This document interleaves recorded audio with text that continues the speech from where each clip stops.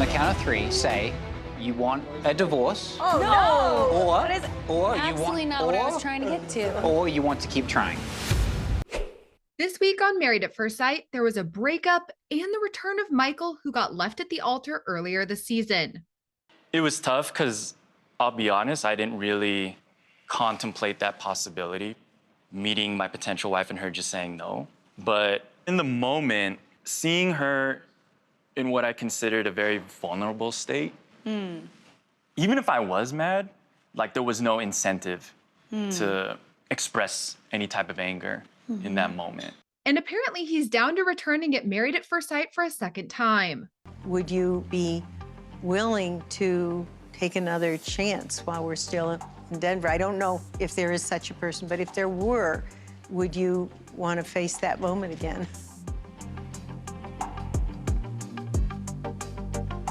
You know, you emotionally and mentally kind of tune yourself for this. And I discovered things about myself that I didn't realize in the moment. Like, I knew I was ready for marriage, but I didn't know I was that ready.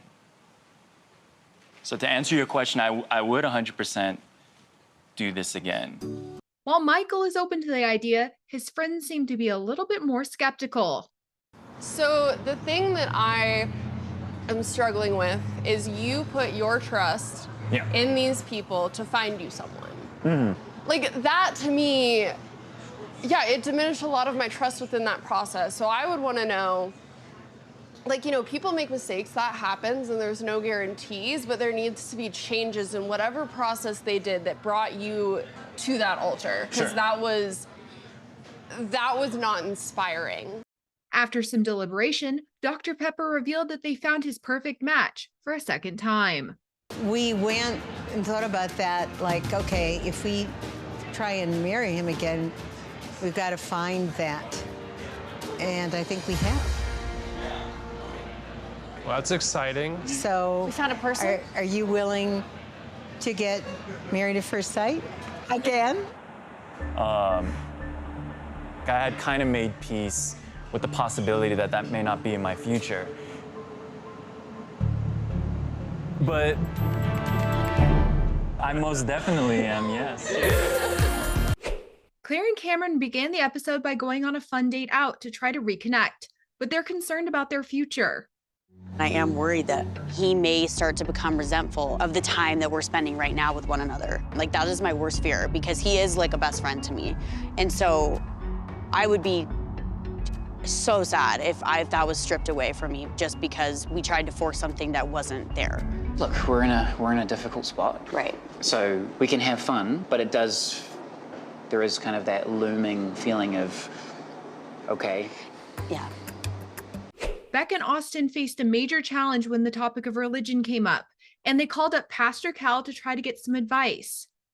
We just like got into a topic of like heaven and hell, and like Austin was being like very loving and comforting and just telling me that, like, you know, even if it does end up that like I do die and I do go to hell, like he still thinks that he can like love me in the same way in this lifetime. How does that make you feel? It makes me feel less than. I don't think I'm going to hell. Austin seems to be wanting to share how much he cares about her, despite their earlier conversation.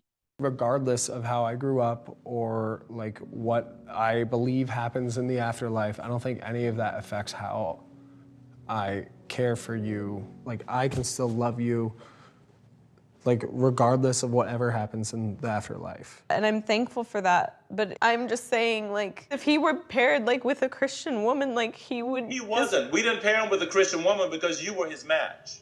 You are his match, period. Couples always have issues. There will always be something. We chose you because we felt that you would be compatible with this man.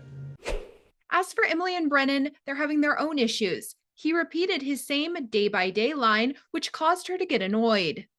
We're in this space because he can't express like the littlest of things that I think would help me understand like why he's feeling the way he is.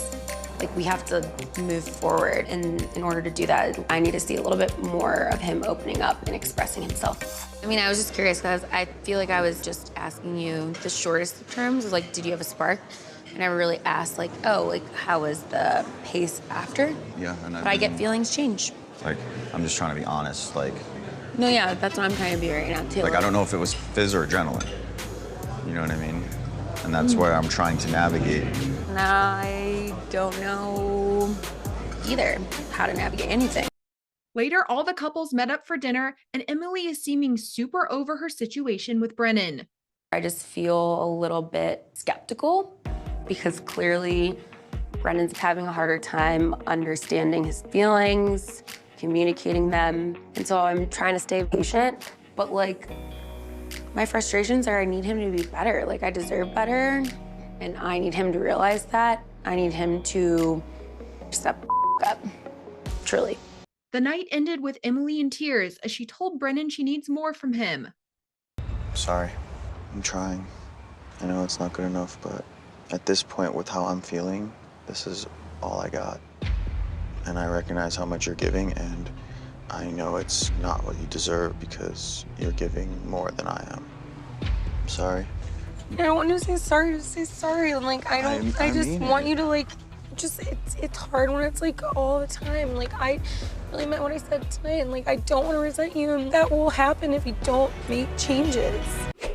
But the most dramatic moment of the night was when Claire and Cameron both revealed that they're done with their relationship. On the count of 3, say you want a divorce. Oh, no! Or, What is or you absolutely want, not what I was trying to get to. Or you want to keep trying. Okay. Oh my God, this was not a game. This was literally like, I'm scared. 1, 2, 3. I want separated. a divorce. Okay. Same thing. Same answer. Yeah. But that's not at all as I'm So you guys are on the same page now? We are on at the least. same page, and so when you say we keep missing each other, I don't think that's always true. I think we are on the same page a lot of the time. Where we are in this relationship is very much aligned.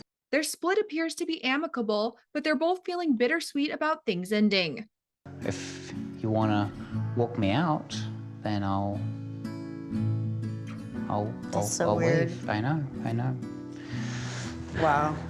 Wow, this feels bizarre.